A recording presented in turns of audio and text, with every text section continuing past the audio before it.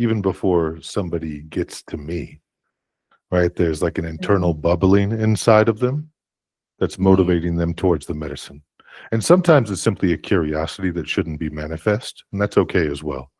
Like there's sometimes we shouldn't go to a certain medicine at a certain time. There might be physical misalignments. It might not be the right time in life, but there's this thing that emerges when it kind of becomes evident to somebody that in a long enough timeline, they will touch whatever medicine it is that they're being called towards. So when I'm talking to somebody, the first thing I'm doing is feeling into that, whether or not that exists. So for example, Sarah is the facilitator at our Costa Rica location primarily for our ayahuasca retreat. So and that's where most people end up going, is into our Costa Rica location. And that's a profound thing where I'm never here to motivate people towards that, right? I'm here to decipher whether or not they're self-motivated. And helping people feel through that internally in themselves. Some things are obvious, like have they done any research? Have they read any articles? Have they listened to podcasts? Have they talked to friends? Has it shown up in their life in ways where there could be a level of awareness? You'll never be fully aware, of course, but has there been an inclination towards seeking awareness? What I'm looking for in people is like the first step of feeling comfortable to invite them is an evident feeling that this person would have made it to the medicine on a long enough timeline, under the right circumstances, with or without my influence, like on their own merit. And that should be a strong yes. Right? Because that doesn't mean anybody ever needs to take action on anything. It just means that that thought is independent to them and it exists outside of my influence and the influence of others.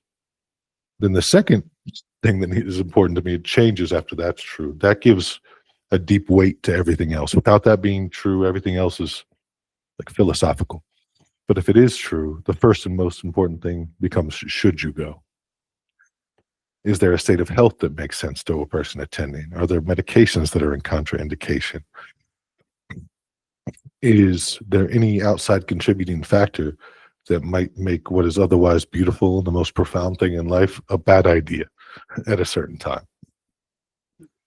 And that typically exists in the health of a person's physical body. You'll never be ready to go, but you should be ready to not be ready. That's kind of what I'm looking for, right? Then the next most important thing to me becomes the framework by which those things are done, which is the timing.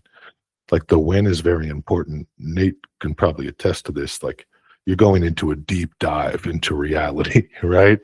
And if you are doing that where you got to be on the cell phone, or the day after a retreat, you got to, whatever, like it's tax season or something like that. Like you want to be able to give yourself time during and a little bit before and after so you can fully drop in and decompress your nervous system.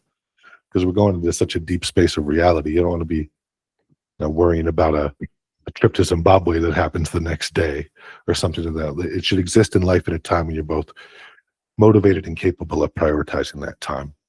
And then the other things time-wise become simple. And if all that's true, it still comes down to the nuance of whether or not they should become to behold, right? Like a person's called to the medicine, a person's healthy to receive the medicine. They're willing and understanding of how to prepare. They're motivated and capable of prioritizing the time. Then it's a behold they should go to. Like, because you can apply those first three things anywhere. And to me, this comes down to what I would call shared understandings. So on your end, AJ, you might have like nuances in your life that need to be respected, like things you might need in the space to feel taken care of. On our end, we have very loving but firm codes of conduct and expectations for every guest to keep things flowing smoothly and naturally, like principles, if you will. And a person who is considering coming deserves to know what those things are, not just sign off on a waiver, right? But get it and feel comfortable about that. They also deserve to be heard as to what they might need, so we can determine as to whether or not we feel comfortable taking care. And then if all of those things are in alignment, I offer a wholehearted invitation to attend. And then the rest kind of comes naturally throughout the process. Ayahuasca, all the sacred medicines are so magnetic, right? They caused us all to literally, not figuratively, to get on a call with the blizzards around the world. You know what I mean? Ayahuasca is like the center of the dartboard of your life. Like everything connects into that space. So it's both kind of unethical and just technically unsound to encourage people towards that. It's strong enough already, right?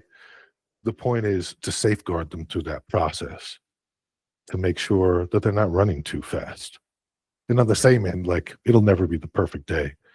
So make sure they're not waiting for some perfect day that'll never come either. Like there's no perfect day to join the gym.